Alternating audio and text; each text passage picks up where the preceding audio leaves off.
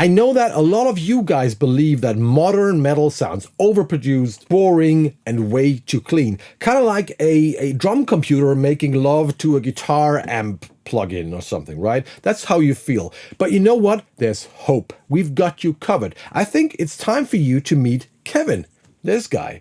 This is Kevin Antreassian. He used to be the guitarist in the Dillinger Escape Plan, one of the most disturbing and intense bands I've ever seen live. Really cool stuff. And now he plays in the SAWTOOTH GRIN, but we also know him for being a metal and rock producer. And when I talked to him about making records, he was like, yeah, with SAWTOOTH GRIN, we record all instruments live in the room very often because we like to capture the energy, we like it raw, and we really like to commit and to get the sound right at the source. And I was like, that sounds interesting, don't you think? And he said, like, why don't you come over to New Jersey and have a look? And I was like, that's exactly what we're gonna do. So Kohle Audio Kult flew over to New Jersey and we filmed an entire recording session with his new band, the SAWTOOTH GRIN, which is once again pretty disturbing and highly noisy music. Check it out.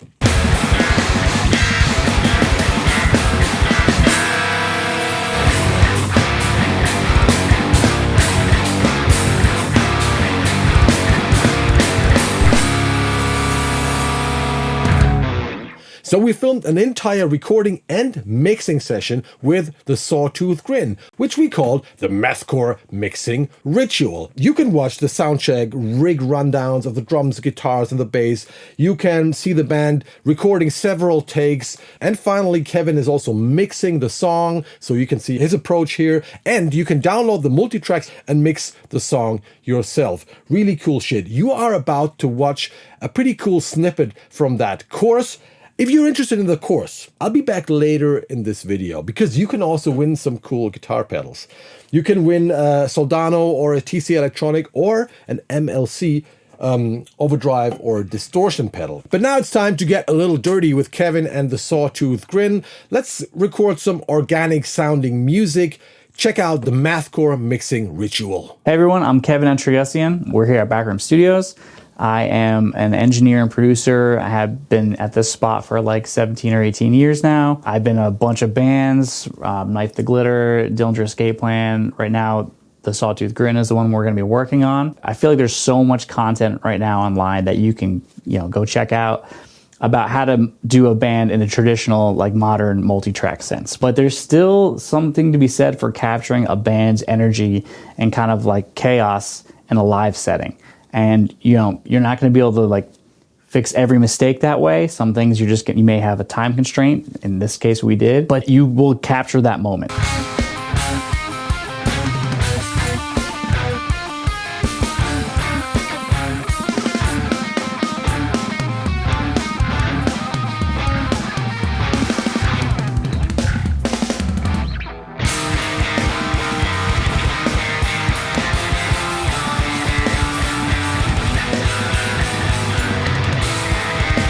I guess I'll start with the guitar. This is a Vigier GV Rock, French company. Really unique guitars. They gave us a bunch of guitars when I was in Dillinger, playing on the road with them. These things are great. They can take super amounts of punishment. There's no truss rod, so it's like a carbon fiber insert, and they don't move. Once the neck is set, it's been dried out in the factory for like 3+ years or something, the neck doesn't budge. So it is just always straight. If that's what you're looking for, it's great.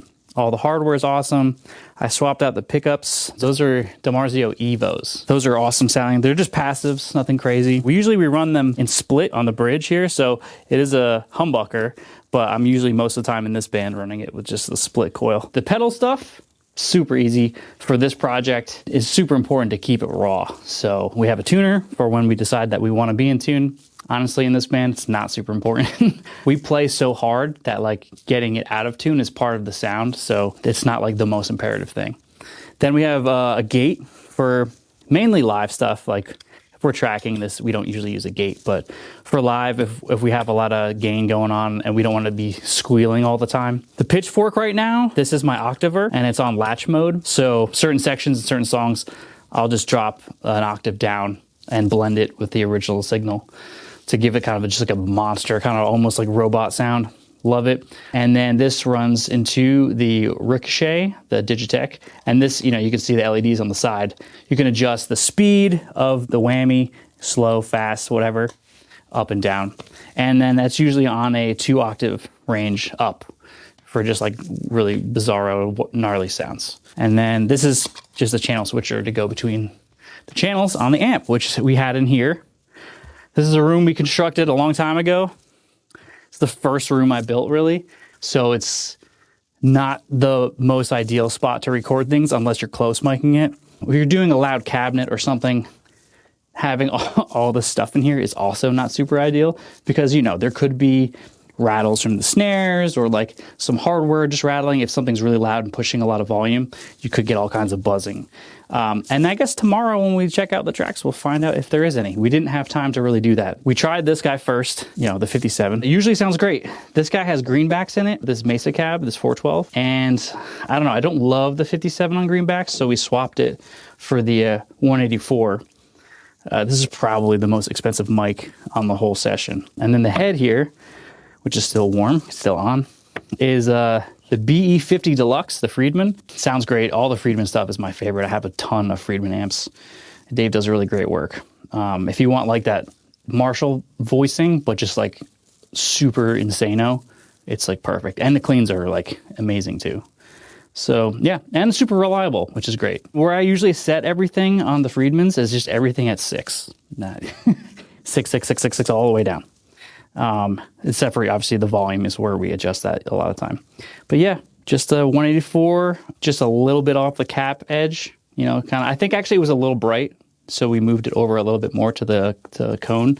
So yeah, that's kind of super simple. Boom.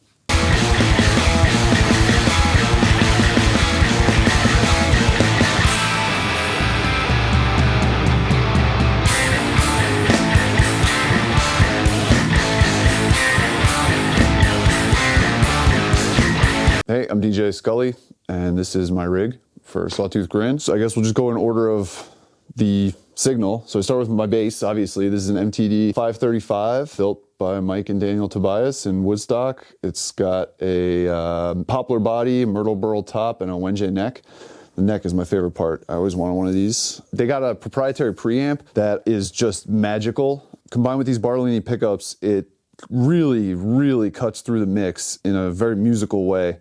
I leave my EQ totally flat, but just as is, it's just got like this really throaty, low mid growl that like cuts through the mix. That goes right into my board. I keep my board super simple, especially for recording. Normally I have a compressor, so I go into a tuner obviously, and then I go right into my noise gate, which is a Pigtronics gatekeeper. It's just inexpensive and it's super effective and it's small, which I like. From the gatekeeper, I go right into a Pigtronics Philosopher bass compressor. I don't use these in the studio because the engineer, in this case Kevin, will be running a gate and he'll probably have some compression on my signal. So it's kind of silly to double up on that. This is just a fuzz. It's a copy of a Green Russian Big Muff that I built. And then the most important thing, when you're recording with bass, in my opinion, is like knowing your gear. So just knowing what everything does. So when the engineer asks you to do something, you can do that. If he asks you, I need more growl, or he'll be more specific, I need more low mids, just know like what the knobs all do before you get into the studio. Dark glass micro tubes, just like everybody else. And this goes right into the front of my Varellin Meat Smoke. It's 350 watts, all tube, 2 channels. Yeah, it growls and it gets super loud. Having the 2 channels is cool because not a lot of bass amps have like a real dedicated overdrive channel, and this does. As for cabs, today we use the Aguilar DB 412. I use the other 412 on tour because it's a little lighter. They're ported differently, but they have the same drivers. They just sound incredible. They cut through the mix.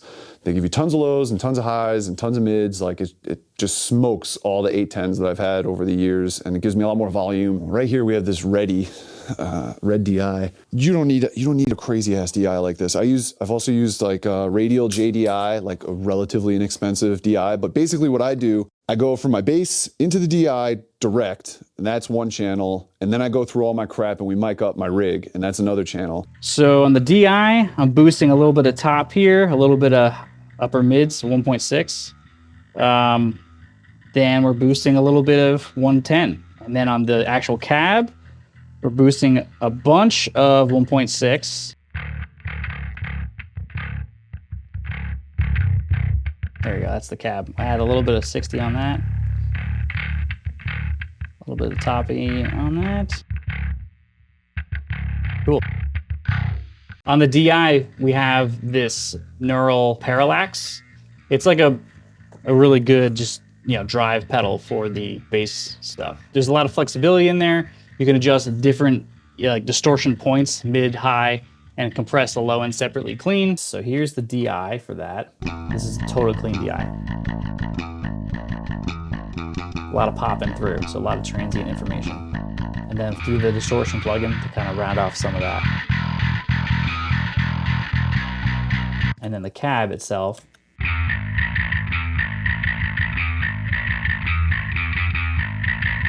Cool. And so like, probably neither of these would sound fantastic on their own, but when you put them together and you get the mix right, which we haven't even done yet, you get a little bit of the pop from the string because he's playing with his fingers. He's playing really aggressively, but you still get like the consistency of the cab. Something worth noting about mixing a DI signal in with a cab signal is you have to also check for phase problems because, when coming out of the guitar, going through a DI box, it's all electric. There's no time delay. There's no changing medium. It's all electricity. So that's happening instantaneously, essentially. But when you have, the signal split and going into a cab, all fine, it goes through the amp and everything. When it hits that speaker cone and pushes out that air, goes into the air medium, no matter how close that microphone is, there's still going to be a phase shift getting to that microphone. There's a time delay. So when you mix in the DI, which is instant, with the cab mic, which is not instantaneous, there's going to be an offset, and you're going to want to probably, when you mix it, match it up. So it's super important to know. It really, again, it's a low end thing. You're going to have a lot more low end if you get that right than it fighting each other for sure. So for those, we used these AML mic pre's. These are great, and they have built-in EQ on them. I've noticed that you can't push the EQ too hard on these AMLs because it starts to get real squishy sounding, especially in the low end, but they're great, and they're super great for just getting a sound and going, okay, let me dial it in a little bit closer to what I want.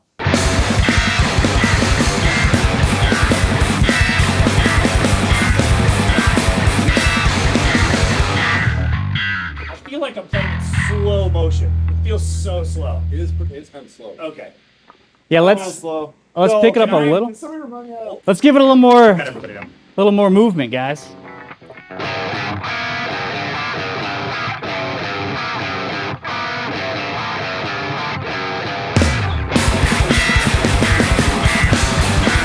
Part of my philosophy at this stage of my career, is just really trying to commit everything on the way in as best as you can with the gear that you have. Not everyone has all this outboard gear to, really run things through, but if you have it at your fingertips and it's available to you, I really suggest that you use it and try to not put decisions off for later, because it's going to make your job in the mix so much harder.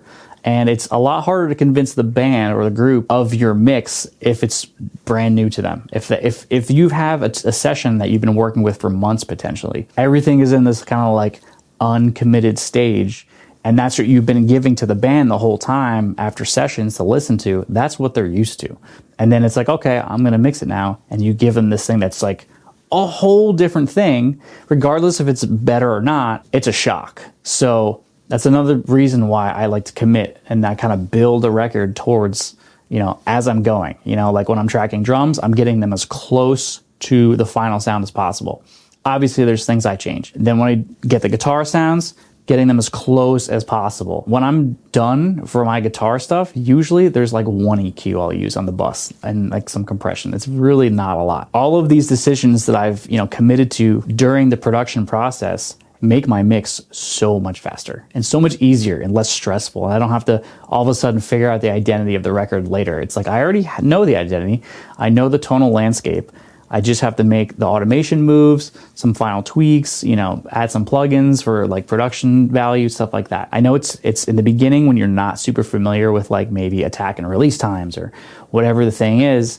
But get in there, do those things, make those mistakes, just get in there and start making records. All right, I hope you enjoyed this little snippet, and I hope you got a little inspired to check out the full course. There's a link below to the course. If you get the course, you can watch the entire session and the rig rundown and the sound check. And at the end of the month, which means end of March, we will also include another chapter to the course where Kevin shows you how he mixed the song. But you can download the multitracks right now and start mixing. And we also have a little mixing contest going on inside Kohle Audio Kult. I'm going to listen to all the mixes, give you a review of your mix, and choose a few great sounding mixes. And then Kevin will announce the winner, who will get one of 3 guitar pedals. Either the Soldano SLO pedal, or the TC Electronic Dual Rec pedal. Both great pedals, very different sounding, but both great in their own way. Or you take this one, which is the MLC Animal, which is a tube pedal, by the way. And it's more of a boost or like a tube overdrive kind of thing, not a high gain pedal. But yeah, if you win the contest, you can choose any of those pedals. As usual, there are 2 ways to get your hands on the course and to get your hands on the multitracks. Either you just get the course, if that's what you want, or much smarter, you become a member of Kohle Audio Kult, my academy. And that means from day one, you will get everything we have ever released, which is pretty fucking insane if you ask me. Like lots of courses, basic courses, advanced courses from me, from a lot of other people about recording, mixing, mastering. There's a lot of multi-tracks that you can download and you can start mixing all kinds of metal songs. You have access to the Tavern, which is like the place where we get together and talk about stuff like all the cultists, plugins, free plugins included, IRs, samples. It's pretty badass. So you might just consider the membership instead and become a cultist and part of a great community. Anyway, 2 options. Either just get the course or the membership. You find all the links below. I hope you enjoyed getting dirty with me, Kevin, and the Sawtooth Grin. I see you in hell, motherfuckers. Thanks for watching. Bye-bye.